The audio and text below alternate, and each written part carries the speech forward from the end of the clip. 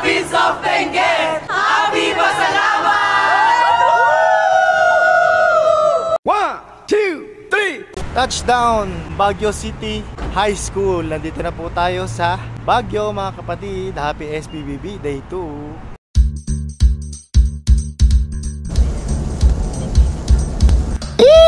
Sana naman maligayang araw ng pagpapasalamat sa atin mga katrupa. Alam niyo naman na siguro kung saan tayo ngayon, ano? At eto na nga, dito nga po tayo ngayon dadaan sa may Cannon Road dahil napakabilis po ng biyahe dito. Less than 1 hour lang, nandyan na po tayo sa tuktok. Marinig niyo po dito na meron po isang tao ditong takot na takot.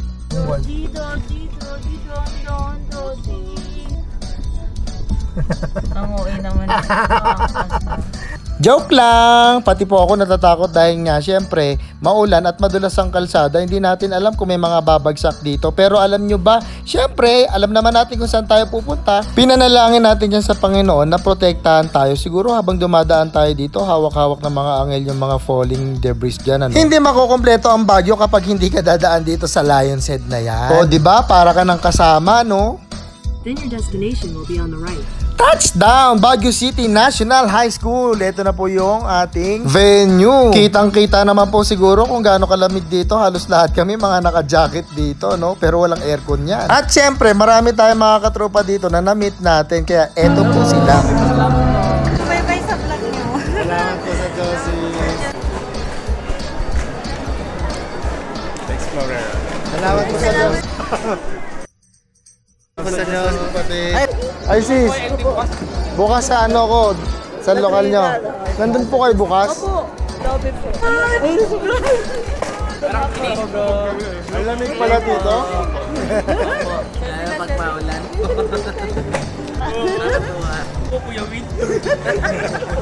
Ay, wow! Uy, no?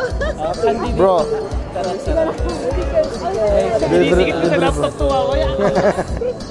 Salamat po sa Diyos. Yan ako. Sige, vlog. Thank you po, Kuya Will. Thank you po, Kuya Will. Nanap pa yan. Camera. Wait lang. Paniwan. Ayun po. Sticker po, kapatid.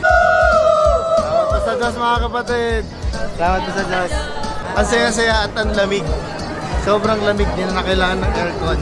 Bilyong salamat po sa Diyos mga kapatid sa mainit na pagtanggap kahit ang lamig-lamig dito. Salamat sa Diyos. Happy SPBB Day 2!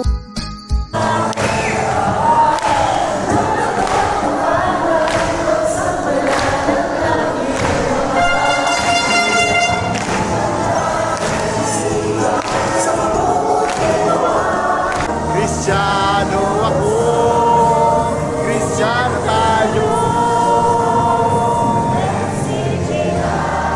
Members, Church of God International.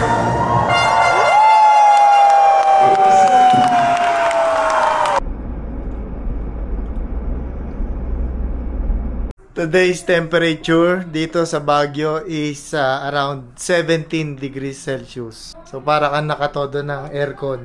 Kaya giniginaw yung mga baby ko. Yan, halos 1029 namin yung aircon eh. Ito guys, so salamat sa Diyos at nakatawid na naman tayo ng ating pagpapasalamat. Ayan yung labas guys.